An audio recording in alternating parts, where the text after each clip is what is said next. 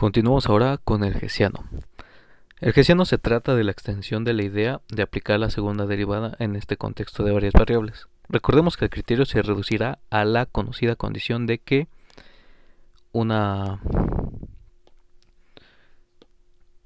segunda derivada sea mayor que 0 para un mínimo y que la segunda derivada sea menor que 0 para un máximo.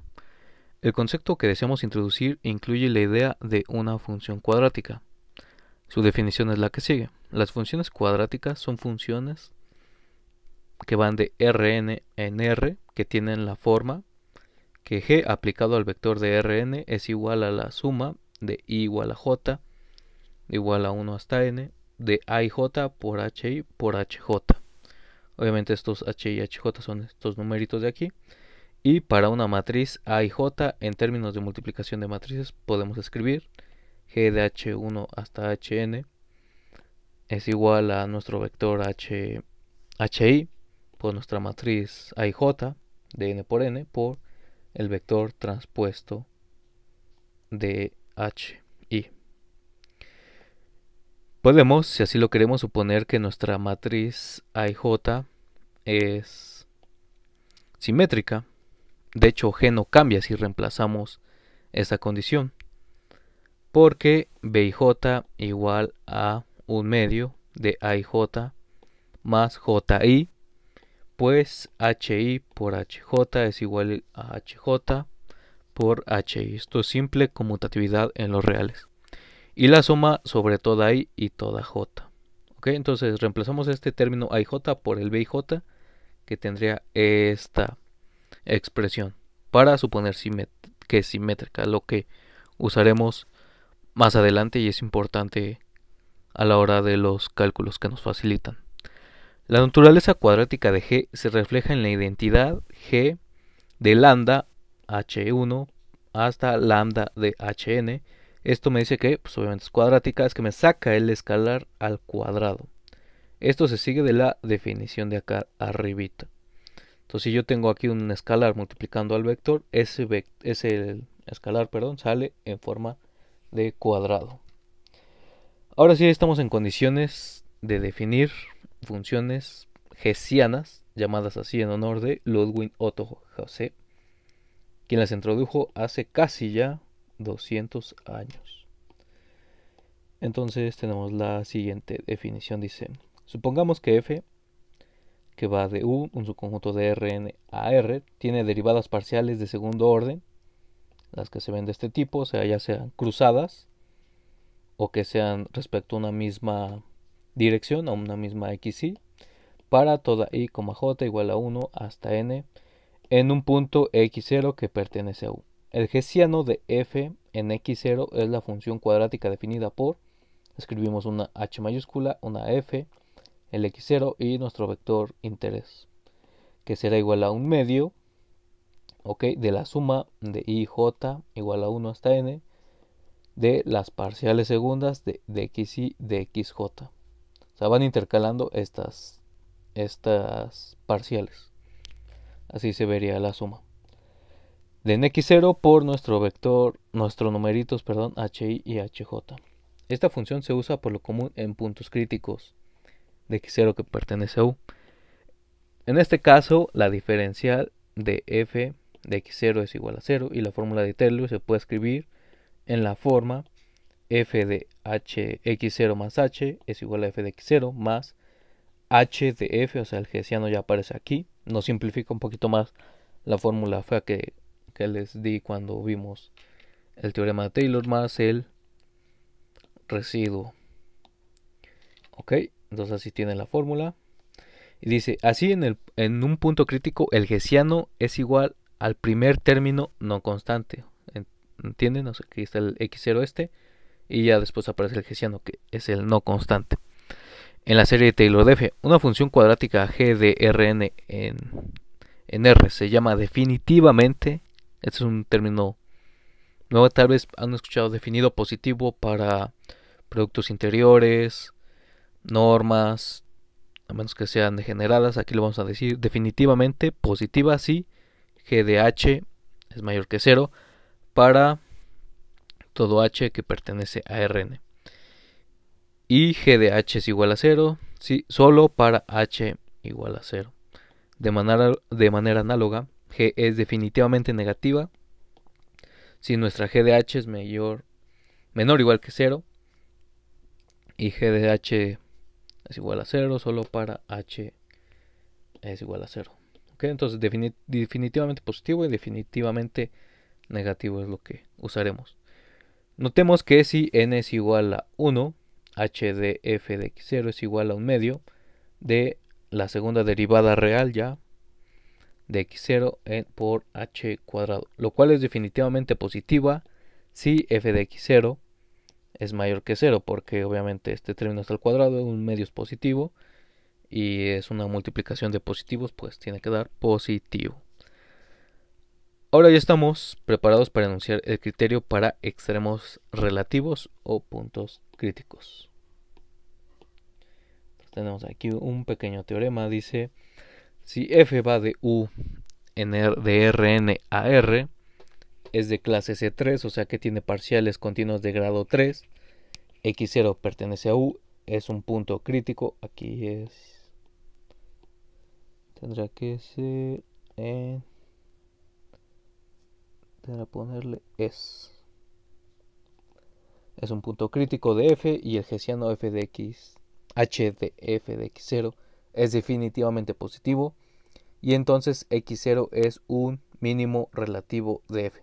De manera análoga, si el hessiano es definitivamente negativo, entonces x0 es un máximo relativo. Aquí ya pueden ver que se extendió bien el criterio de la segunda derivada.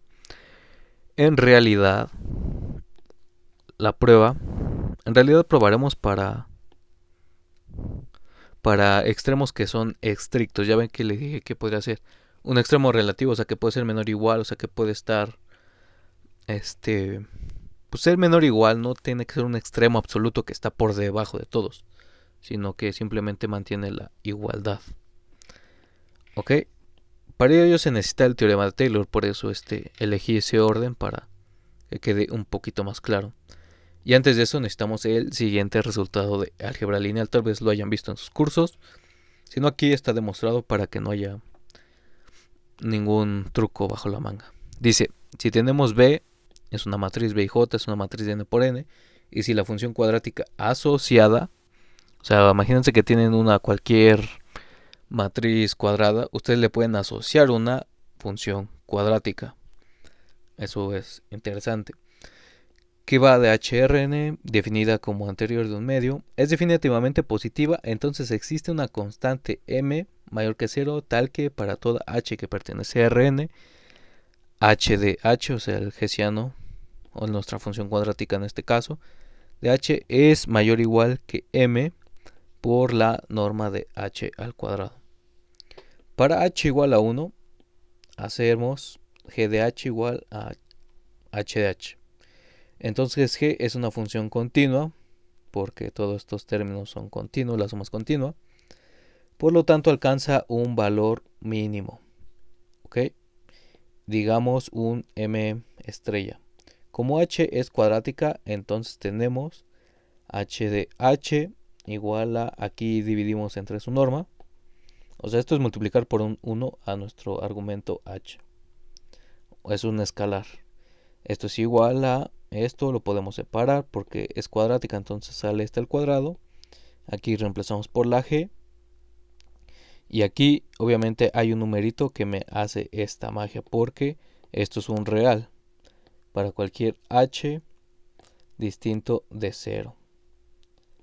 Esa sería la demostración a grandes escalas. ¿Ok? Y si no, pues saben que si la norma de h no es igual a 1, podemos ortogonalizar y se extiende de manera, pues de manera sin problemas, ¿no? O sea, solamente es normalizar y que tenga la norma 1. Eso se hace para todo vector en Rn. Que el proceso sea difícil, pues tal vez tenga su mérito, pero se puede hacer por el proceso de Granny-Schmidt o como lo reconozcan. Y a ver, vamos a ver aquí. Se me fue un detalle. para escribirle una aquí. Sí. Yo creo que con eso estamos bien. Tiene sentido, ¿no? Le digo, esto es puramente de álgebra lineal. Nótese que la función cuadrática asociado a la matriz, un medio de las parciales que son cruzadas, es precisamente el hessiano. Ok, entonces algo es la matriz hessiana y algo es el hessiano. El hessiano es la función cuadrática. Para que no tengan problemas si quieren leer esto en un texto o algo así, pues luego es confuso. Y vamos a demostrar el teorema. Como les dije antes, que las demostraciones en este grado suelen ser bastante analíticas, suelen ser bastante pesadas, truculentas, y que muchas veces hasta en séptimo como que ya le empiezan a agarrar la onda de demostraciones que de verdad en el fondo son de mucho análisis, ya ni tocando topológicas, son de análisis, y que obviamente estas demostraciones fueron pues el grado doctoral de alguien. Fácil, ¿eh?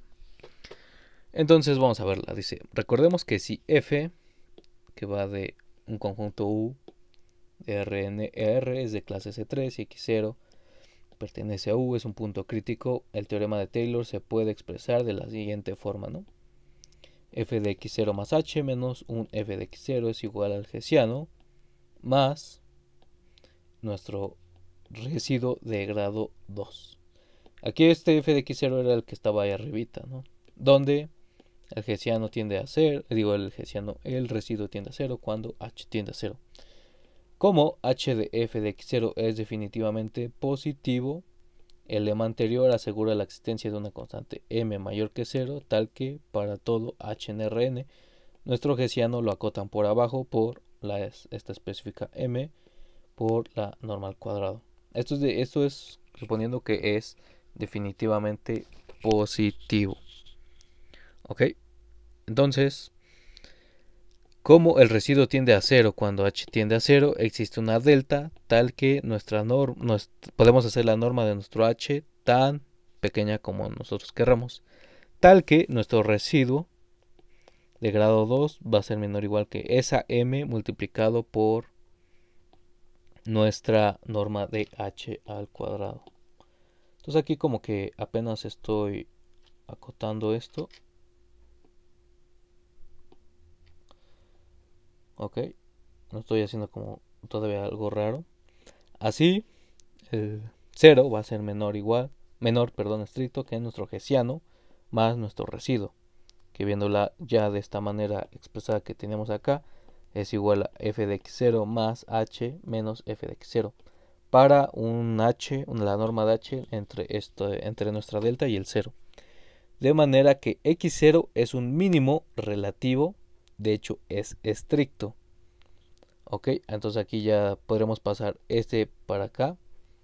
Se respeta la igualdad, entonces f de x0 va a ser, ya tenemos nuestro x0 más un h que lo está, está trasladando nuestro vector x0 un poquito más para allá y en una dirección, como h es cualquiera, pues ya nos tiene esa desigualdad. Y por eso así se cumple nuestra expresión del teorema. Cuando es definitivamente negativo, es análoga. Deben considerar a menos f, entonces esta desigualdad como que se les va a invertir y sin problema. Eso lo dejo para que lo piensen. Como ven, esta prueba es pues obviamente es un truco con nuestro lema anterior, pero es muy bonita y si la piensan así, detenidamente es muy geométrica. Entonces pues ya tenemos, ¿no? Un nuevo el hessiano y la hessiana para decir cuándo es un mínimo y un máximo, ya no solamente puntos críticos. Y ahora consideremos el ejemplo de la función que va de R2 en R de nuestro hiperboloide. Perdón, paraboloide, si se acuerdan, están en el video anterior de máximos y mínimos. Entonces 0,0 vimos que era un punto crítico y f está dada por el teorema de Taylor, f de x0 más nuestro punto es igual a esto, más aquí lo reemplazamos, más nuestro residuo que es 0. Podemos ver directamente que el hessiano en el 0,0 es esta partecita de acá. Esta es nuestra función cuadrática. Esto se pasa de derivar respecto a estas cosas por el 1 medio y finalmente multiplicarlo por la fórmula del hessiano tal cual. El cual es evidente, es definitivamente positivo, porque pues, son suma de positivos. Así en 0, 0 es un mínimo relativo. El resultado es obvio, pues es claro que f de x0, f de x, y es mayor que 0 para todo x, y que sea distinto de 0. Esto es nuestro hiperboloide de la grafiquita que les hice, ¿no? O sea, que el único punto está en el origen, de ahí parten todos. O sea, ya vimos que en efecto, y con esta herramienta, si tenemos que es un doble, que sí estábamos en lo correcto de decir que era un mínimo absoluto. El resultado es obvio, pues aquí ya, perdón, estoy repitiendo esto. Dice, para funciones x, y de dos variables, es posible escribir el hessiano como sigue. h de f de x, y por h es igual a un medio de h1, h2 de esta. Esta matriz es la matriz hessiana para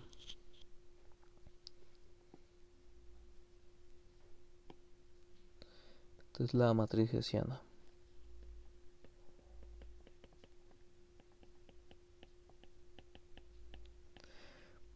Para funciones en R2 de dos variables. Entonces, como vean, no es muy bonita. Aquí ya aparecen como la jacobiana, que está compuesta por los gradientes. Aquí se compone de nuestras segundas parciales en cada, ¿no? Y notarán que si es de 3 por 3, entonces aquí habría la de x. Aquí debería haber una cruzada de otro orden. Y en la diagonal por eso recomendamos lo que era simétrica, porque estos dos pueden conmutar libremente. Esta diagonal puede conmutar, es simétrica en ese aspecto. Y daremos un criterio útil para saber cuándo una función cuadrática definida por una matriz de 2×2 es de este tipo, es definitivamente positiva. Pues muchas veces una matriz pues es fácil de calcular, tal vez las parciales no sean tan fáciles de calcular o queden valores, sí, ¿no? Que no sean agradables ni se puede, entonces se recurre a criterios para definir, aprovechando todo el poder del álgebra lineal, cuando decir que una matriz tiene una característica que la hace que su función cuadrática asociada sea positiva. Veamos un pequeño lema, dice sea B. Aquí ya ven que esta cosa es simétrica, bueno, tiene aquí estos numeritos o pueden conmutar, y nuestra asociada es así, nuestra fórmula función cuadrática asociada es esto. Entonces h es definitivamente positiva si y solo si a es mayor que 0 y el determinante b es mayor que 0, o sea, es un discriminante casi. Entonces tenemos aquí la demostración, tenemos que nuestra función cuadrática se va a ver así. Esto lo expresamos de esta forma, completando el cuadrado y escribiendo. Esto nos queda de esta manera, más supongamos que h es definitivamente positivo, haciendo h2 igual a 0. Vemos que a es mayor que 0, haciendo h1 igual a este numerito de acá. Obtenemos que esto va a ser mayor que 0, o que nuestro discriminante es mayor que 0. Recíprocamente, si a es mayor que 0 y cb menos b cuadrado entre a es mayor que 0, h es una suma de cuadrados, de manera que nuestro hessiano de h es mayor que 0. Y si h, el hessiano de h es igual a 0, entonces cada cuadrado debe ser un 0. Esto implica que tanto h1 como h2 deben ser 0. Y de modo que h de h es definitivamente positivo. Ok, esta prueba la dije súper rápido porque es pura álgebra. Pura álgebra. Debería ser un ejercicio obligatorio de álgebra lineal, o sea, es elemental y ayuda a ver cómo interpretar los casos de los numeritos de la matriz.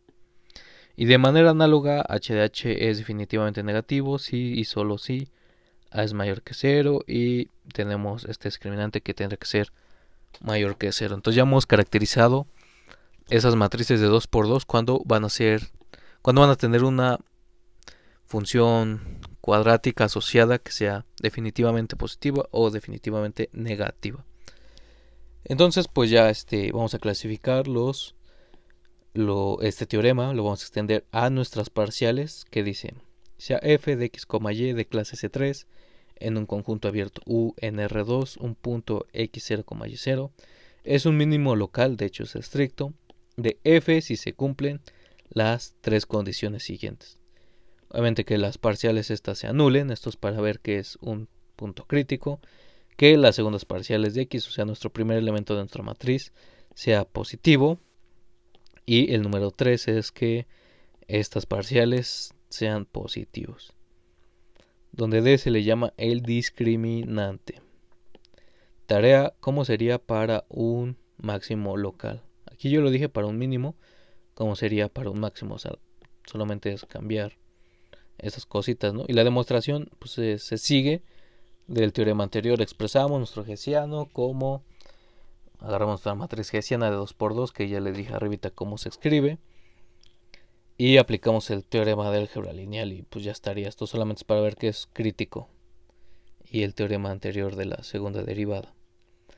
Y vamos a ver un pequeño ejemplo que dice clasificar los puntos críticos de la siguiente función: x cuadrada menos 2xy más 2y cuadrada. Solución: como en el anterior, es fácil calcular y ver que el origen es el único punto crítico y que el hessiano es, aquí otra vez reemplazamos el hessiano, la fórmula de siempre, h1 al cuadrado menos 2h1h2 más 2h2 al cuadrado. Esto se simplifica de esta forma, el cual es claramente definitivo positivo porque pues, suma de positivos es positivo.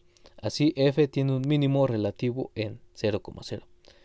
De manera alternativa podemos aplicar el teorema anterior, o sea vamos a revisar caso por caso, que en 0,0 la segunda parcial respecto a x es 2, la segunda parcial respecto a y es 4, la segunda parcial cruzada es menos 2, se cumplen las tres condiciones anteriores y f tiene un mínimo relativo en 0,0. ¿Ven? O sea, en su tarea va a venir un ejemplo así y pueden aplicar ese teorema o el teorema del análisis de si la segunda derivada es positiva o negativa. Ahí lo hacen como ustedes deseen. Ahora es muy importantísimo los resultados siguientes. Si en el teorema estrella que esté arriba D es menor que 0, entonces tendríamos que es un punto silla. O sea, el discriminante es 0, entonces ahí se anula.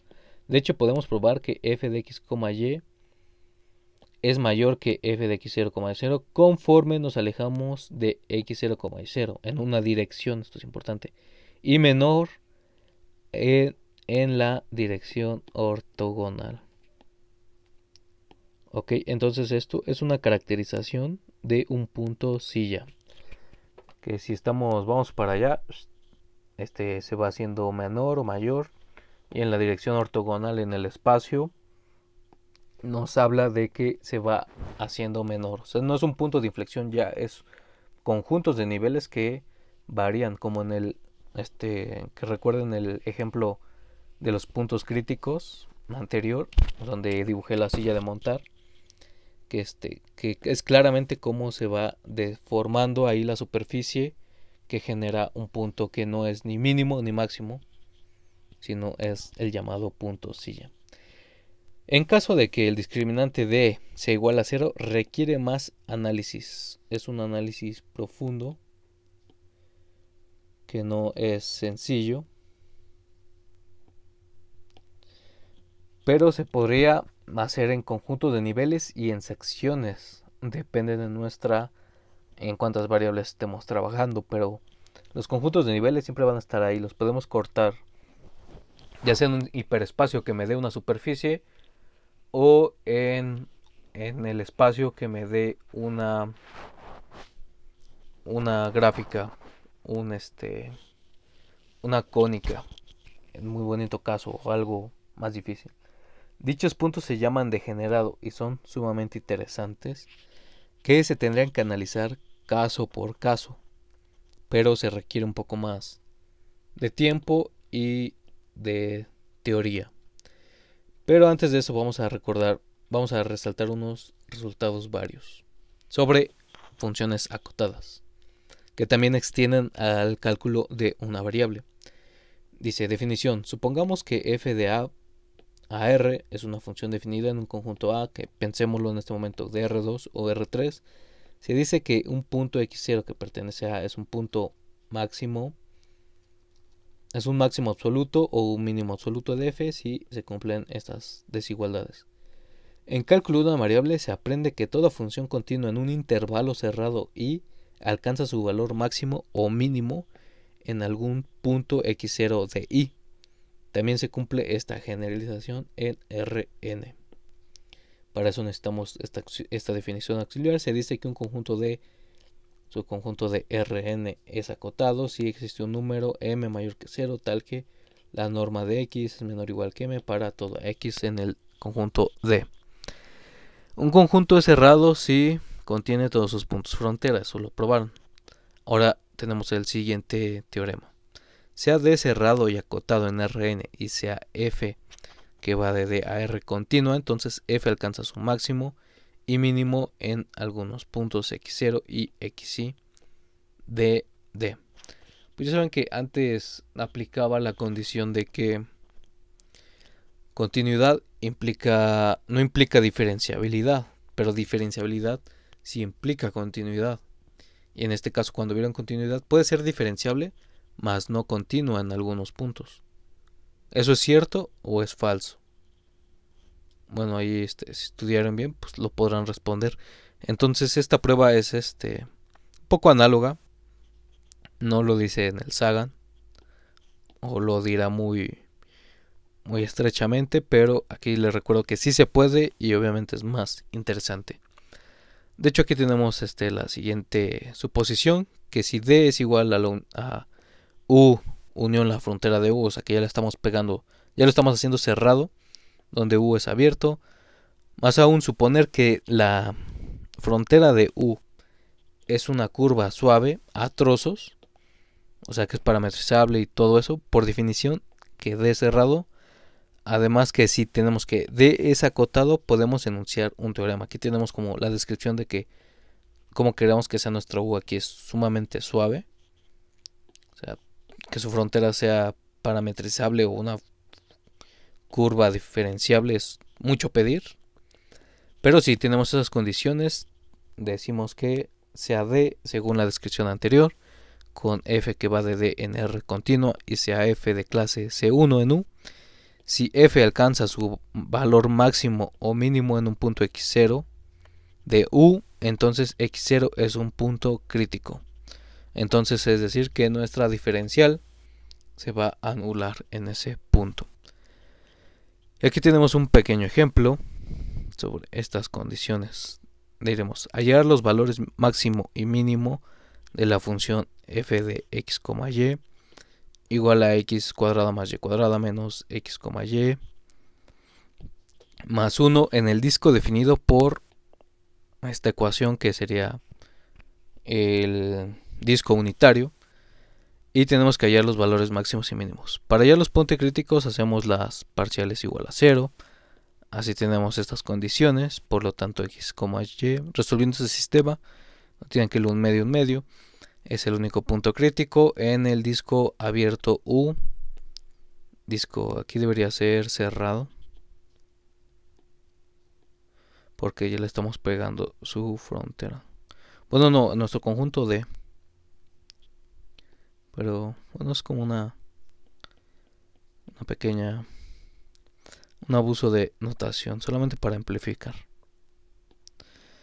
Entonces seguimos los pasos. Aquí en el paso 2 parametrizamos la frontera de U. Como es el disco unitario, pues podemos hacerlo coseno y seno de t. Para t entre t y 0,2pi.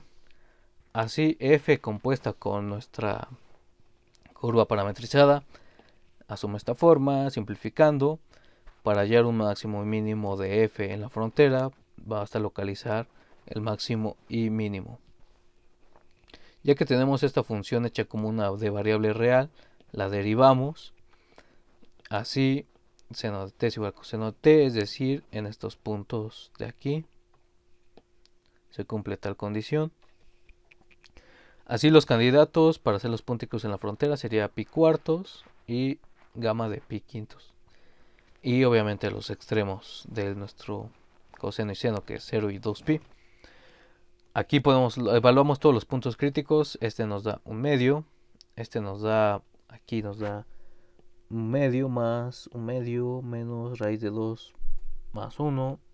2 menos raíz de 2. Y de este lado nos da 2 más raíz de 2. Y aquí nos da el 1. Obviamente aquí comprobaremos los valores.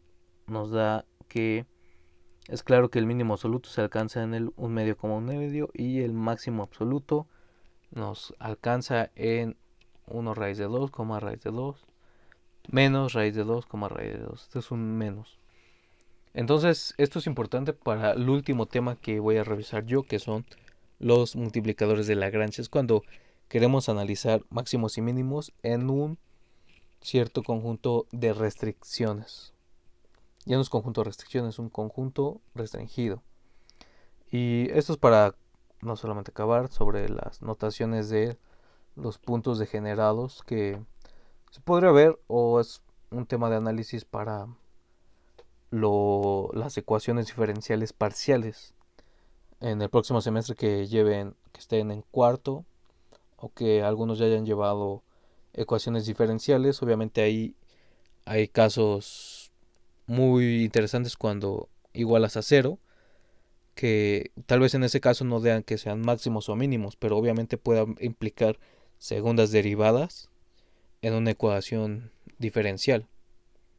Segundas derivadas, entonces, como interpretar que se tienen, a ver, ese máximo que hace, o geométricamente que está empujando para que sea la resolución a un sistema. Y les digo aquí, no escribí de manera explícita nuestra matriz hessiana en n por n, porque deberían de ser capaces de extraerla para que puedan pues se pueda generalizar de forma bonita. ¿Cómo sería la matriz hessiana de n por n? O sea, ¿cómo estaría constituidas las parciales? En R2, pues el caso facilito de aquí lo puse. Estaba dada por una matriz de 2 por 2, ¿no? Aquí está. Que estas son las parciales. Permítanme ponerlas así. De y cuadrado. Y aquí están las cruzadas de x de y. O de y de x. Estas cosas son iguales. ¿Cómo sería la matriz hessiana de n por n?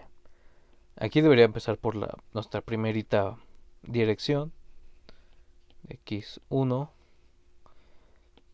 Aquí debería haber otras más raras. Aquí debería haber la última de xn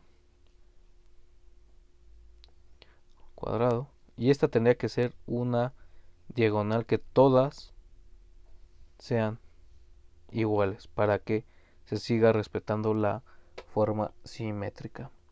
Obviamente esto lo voy a poner en las notas, solamente lo digo para que lo piensen un poquito y se fijen que todos los teoremas antes que no sean para caracterizar eso que pusimos en el teorema estrella, solamente es para facilitar un poco las cuentas a ustedes y que puedan clasificar los puntos que les pedimos y sean capaces de entender cómo funciona la hessiana a una dimensión baja, y que obviamente eso valdría para de dimensiones mayores, justo probando con herramientas de álgebra lineal. Entonces este sería el penúltimo video para recordar que la segunda derivada sí se extiende bien, y el próximo sería de multiplicadores de Lagrange.